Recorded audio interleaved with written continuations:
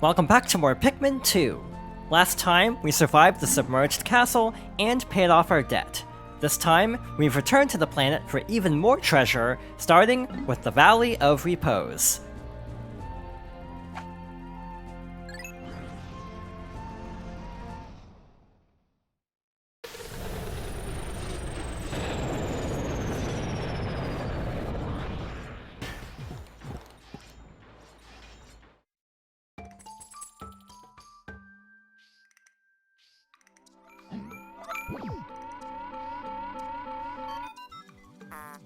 Mr. President, you've arrived. My scans indicate this planet is still heavily laden with treasure. We shall make Hokotate Freight the golden, indisputable king of deep space long-haul freight. Then everyone will be gaudily clad in gold, like me. No, I am unique. And beautiful. Yes. Olimar, I must ask that you take extreme care so as not to insult or endanger our president. For now, where could Louis be? To be stuck on an uncivilized planet with no food at all. I'm concerned. You must waste no time in finding him.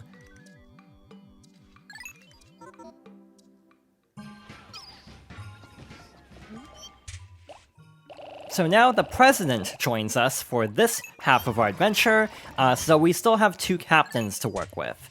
The overall gameplay is the same, all the captains have very similar attributes, so having a different character doesn't mean that the gameplay is different at all. For today, we want 50 blue Pikmin, 30 white Pikmin, and 20 purple Pikmin. It's actually been a bit since we've been here, so it's not overly surprising that the Bulborbs are back. This time, though, we actually have purple Pikmin, and we'll be able to make short work of this Bulborb over here. Compared to the last 2 days, this will actually be relatively low-key by comparison. Not that this is actually going to be easy by any means, but compared to what we've been through recently, this will definitely be a lot more easygoing. First things first, we had all of this water over here. We weren't able to do anything about this before because we only had red and purple Pikmin. Now we can actually break down this wall. In the meantime, let's try something a little bit dangerous, similar to what we did with the yellow Pikmin at the perplexing pool. We're going to try to cross this water with the purple Pikmin just by whistling at them to save them. Up here, we should have another burrowing Snagrit to fight, so while they're working on the wall, we'll try to fight this for presumably a treasure, since the radar is going off right about here. I actually don't think it has a treasure directly, but it is guarding a treasure, more specifically. We were able to one-cycle this fight, thankfully. Yeah, the treasure is actually over here, but for the sake of carrying this back safely, I do recommend actually defeating the Snagrit. Alright, so let's break this rock to hopefully clear up the water around here, making it a little bit easier to get through here.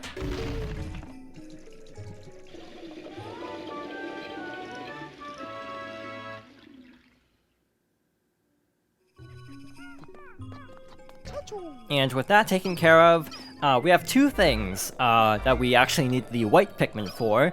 One is actually over here. There should be something buried that we can dig up, like so, and again, there's something by the Snagrit location.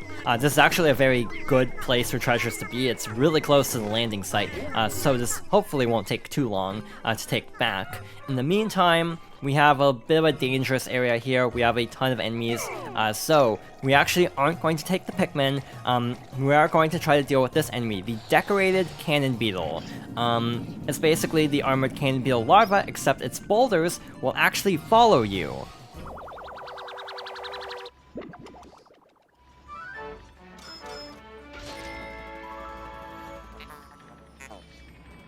This is the spiny alien treat worth 50 Pokos.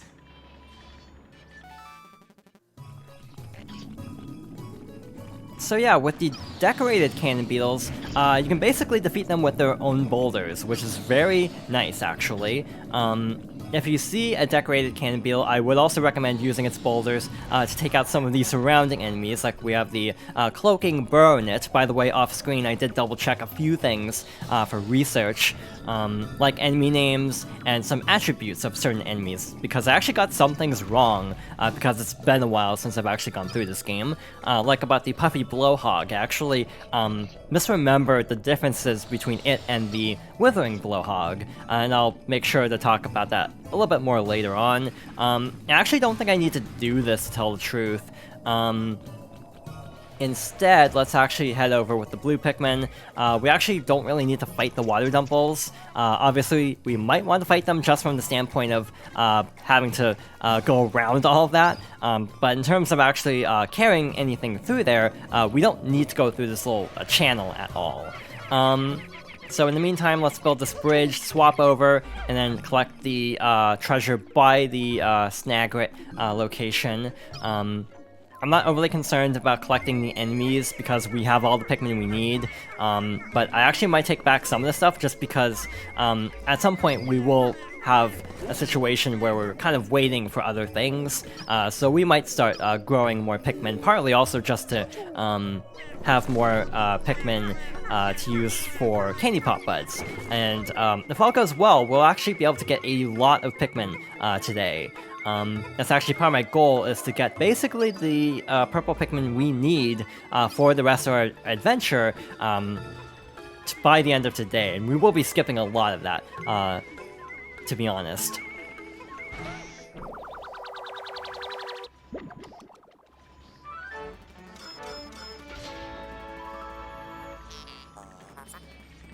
Next up is the Pink Menace for 100 Pokos.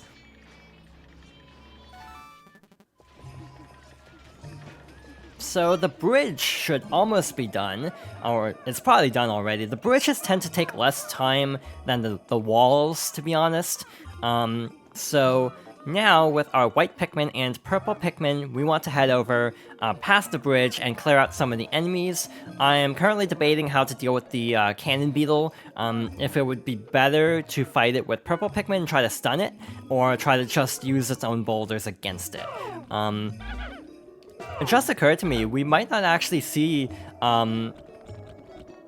red Pikmin for a while, because again, most of the fire we have to deal with are like fiery blowhogs that we can easily defeat with purple Pikmin. So yeah, it actually might be a while until we actually need red Pikmin for anything. So yeah, if we stun this right away, we should be fine. The cloaking Burnet was being a little bit ominous there, how it was approaching us, but we got through that fight, no problem. Again, if you try to stun it, be a little bit careful because only its face is actually vulnerable, so it's actually very difficult to defeat with throwing, but swarming is also kind of scary with this small of a group of Pikmin. We have a couple enemies over there we'll be dealing with momentarily. In the meantime, let's round up the white Pikmin, cross the bridge, and over here, we have a watery blowhog. I double-checked the name, by the way. So let's defeat this. Facing the wall is a little bit scary because the Pikmin would be tossed into the poison. So let's hope it turns around. That's a little bit better. But yeah, let's try to defeat this quickly and then start working on this wall. This is going to be our main stop for the day. A couple times, actually, but again, I'll work on a lot of things off screen. So yeah, with the Pikmin, we'll start tearing down that. In the meantime, we want to take our 50 blue Pikmin to take care of one more thing in the area. So yeah, we have these water dumples. Actually, maybe I should get the purple Pikmin for this. Again, one of the joys of the new play control version is being able to call Pikmin from, like, the entire distance of the screen, which is very, very helpful.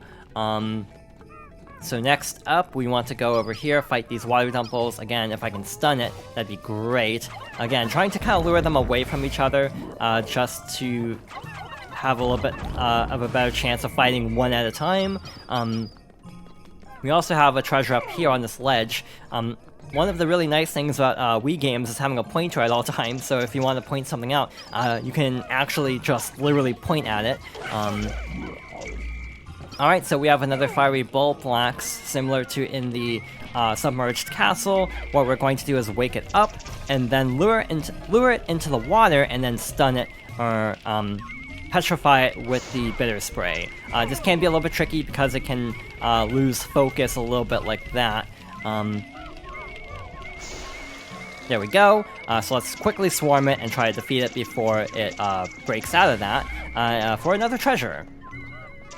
So at this point, we got a little bit of nectar, which is good because we lost one flower Pikmin in the process of fighting the water dumples. We'll carry this back. We actually do need to take the blue Pikmin back specifically, because we actually don't need 50 blue Pikmin for today. That's definitely overkill. So I am going to manage numbers a little bit. That's fine. We do need to resort everyone anyway, so it's actually totally okay that we're gonna regroup at the onions. They're taking the long way around, which I don't exactly like. But in the meantime, let's just meet up back here.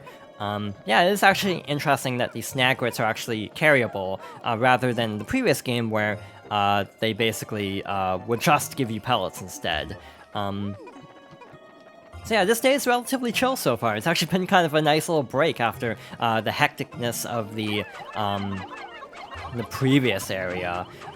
Yeah, I do feel like this being the first area, it does result in the perplexing pool being a lot scarier to do immediately after the Awakening Wood, but I actually like that partly because it's typically one of the last things I end up doing before paying off the debt, which actually kind of makes it a nice little finale, finishing up the main story with the very infamous submerged castle. So I actually do like that timing.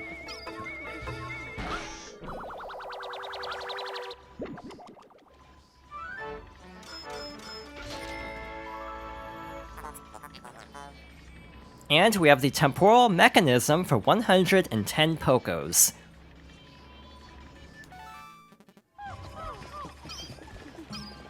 We still have a couple of above-ground treasures to go after, but in the meantime, let's swap over our numbers a bit and get ready for another cavern. I realized I was talking about not necessarily bringing along red Pikmin, but I actually might after all, because I realized something that we actually technically might want red Pikmin for. But actually, I think this is fine. Based on our numbers, we actually might want to use blue Pikmin for this, for Candy Pop Buds, because we are kind of running low on red Pikmin by comparison, because of how many we've used for Candy Pop Buds, and how few Pikmin we've actually grown in this playthrough.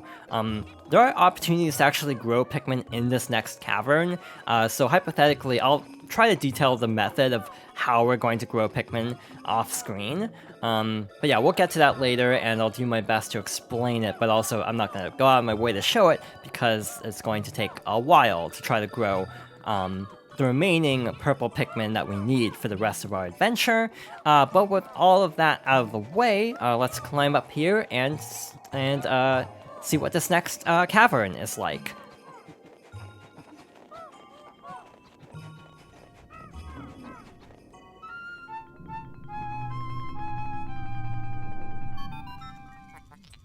Interesting. My metal detectors are reacting violently. I can only conclude that there may be some sort of machine below, but that seems illogical.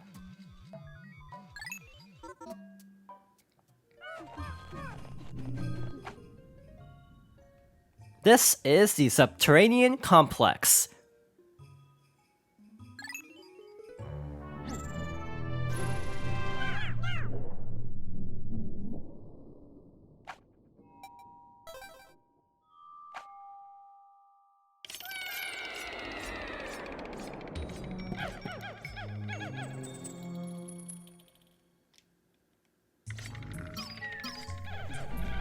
So it turns out I completely misremembered which hazards are in this cavern and which are in the other cavern in this area. so we actually did want to bring red Pikmin and don't need blue Pikmin for anything. We will be using blue Pikmin probably for Candy Pop Buds later on, since we have more blue Pikmin than the other types. Yeah, we also really don't need red Pikmin for fire, so we'll still be fine. It's just kind of, yeah, sometimes I definitely remember a lot more than I expect, and then there are times where I definitely don't remember as much as I thought I did. This is definitely one of those times. So we have another bumbling snitch bug. Again, they don't actually go after Pikmin, they go after captains, but again, as we saw at the shower room, that can still be scary, having to deal with an enemy that causes you to lose control of your group, essentially. This area seems like a dead end. I actually don't know if I want to leave them near all of these bulborbs up here, so let's move over to the president, carry some of this, break some of this so we can start carrying back items. We have this little roll of tape over here that we can dig out. It's also nice not having to worry about bombs yet. I need to specify yet. And I'm trying to think, are there any other treasures here? I want to say there are. Yeah, it's over here by that dead end. So yeah, we'll rendezvous with the white Pikmin and dig this up in a moment.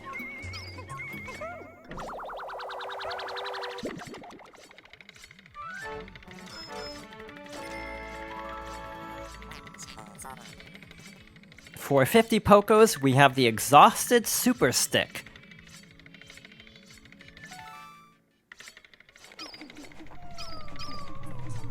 Alright, so again, since I'll leave Pikmin alone, we might as well just head straight over here, and I guess one can actually spawn in. I didn't actually remember that. Again, one of the fun parts of this game is being completely caught off guard by random or unexpected enemy spawns. Frankly, a lot of things in this are actually predetermined, like the amount of certain enemies is actually predetermined.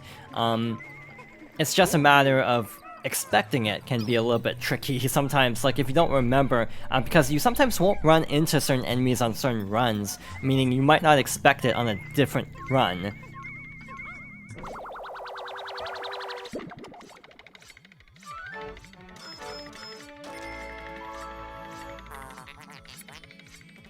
And we have the Novo table for 100 Pokos.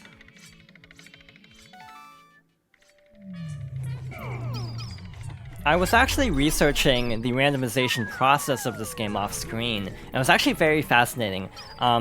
So yeah, like with the Submerged Castle, I definitely remembered having a run where a treasure didn't spawn in, and that is actually because the Glint Beetle on sub-level 4 might not spawn. Other things that might not spawn in are actually Candy Pop Buds, so like, one can appear in the shower room, but we didn't see it because of the randomization.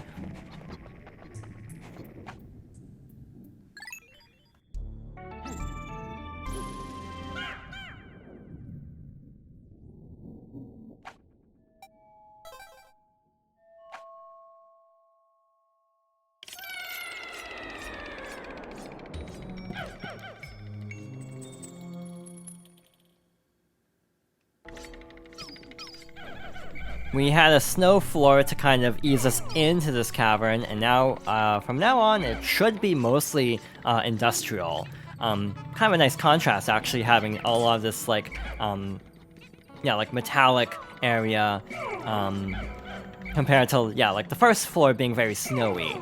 By the way, captains can actually punch bombs that are lying around, and doing so is definitely recommended because they'll detonate the bombs and will prevent other things from going wrong later.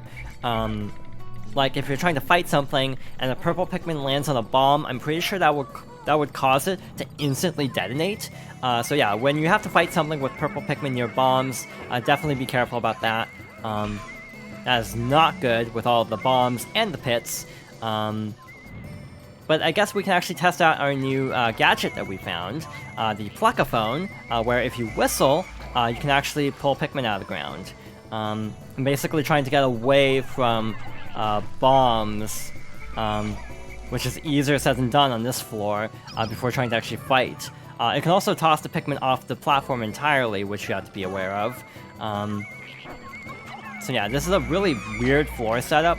It's definitely not convenient in the slightest. Also, I'm pretty sure Pikmin in the ground are immune from bombs, so keep that in mind. Well, this is definitely a predicament. So yeah, definitely one of those floors that's just really poorly set up in terms of like a bunch of different aspects of it conflicting with each other in a way that makes it extraordinarily annoying to deal with. My goal was to basically round up the white Pikmin and quickly carry everything back before having to even worry about the Dirigibugs. But clearly, that is not exactly working out in terms of getting through this quickly. We also lost a lot of flower Pikmin in the process, which isn't great. Yeah, now that we have the treasure and the Snitch Bug has been dealt with, we should be in the clear. We don't have as much to worry about. We just need to actually carry everything back in one piece. Let's actually drop this for now and start carrying back this gear, and then we'll swap over to the other set of Pikmin and just carry the other treasure back the short distance to the ship. Again, with white Pikmin, they should be fast enough to get past all the Dirigibugs and everything. So yeah, we'll leave them alone for now and then carry back this the rest of the way to the pod.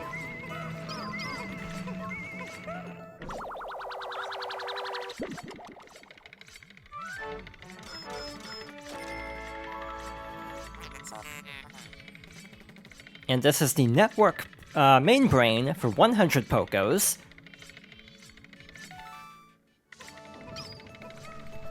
And the other treasure is almost back.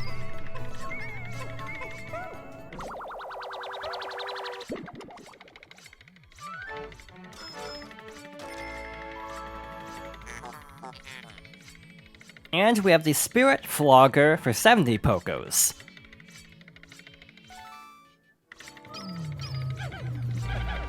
So with that, we are done with this floor. Let's try to get more nectar for the white Pikmin. Again, they will definitely help us out a lot, even though we actually, I think, are mostly done with the poison for a bit. We definitely need their carrying speed.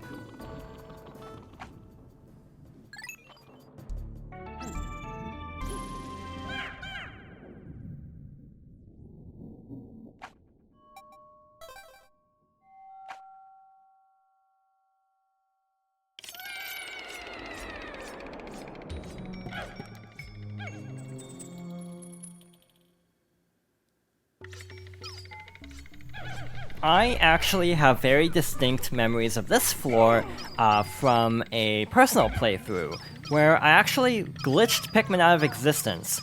My theory is because of what I've talked about before with cutscenes.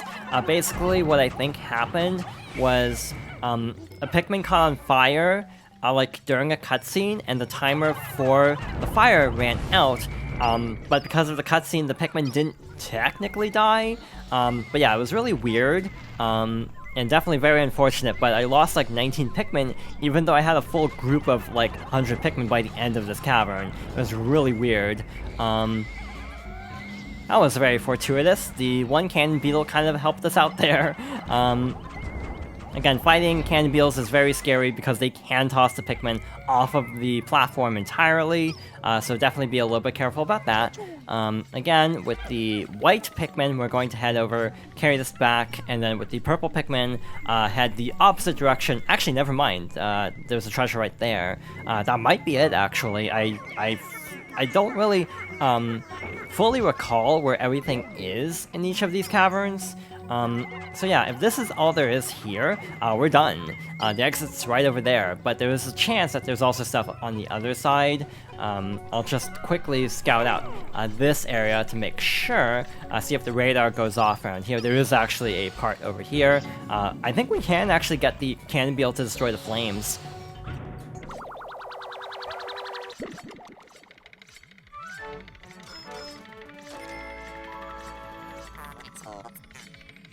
Next up is the Omega Flywheel for 60 Pokos.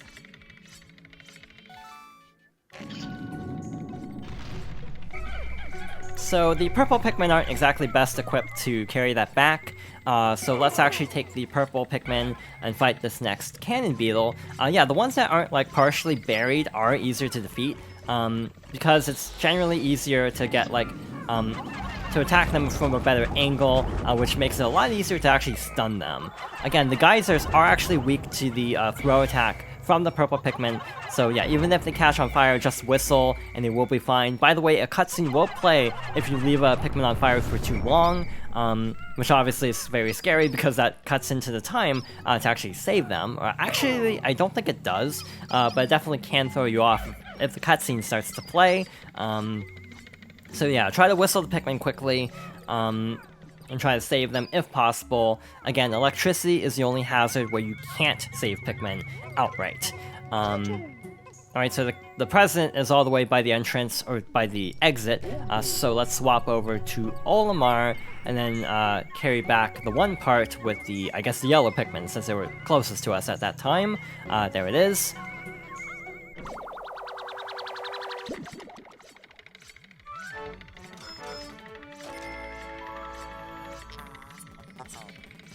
For 70 Pokos, we have the Coiled Launcher.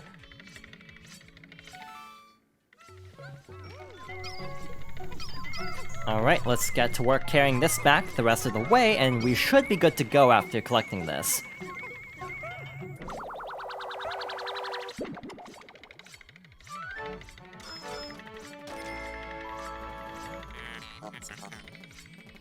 And we have the super strong stabilizer for 60 Pokos.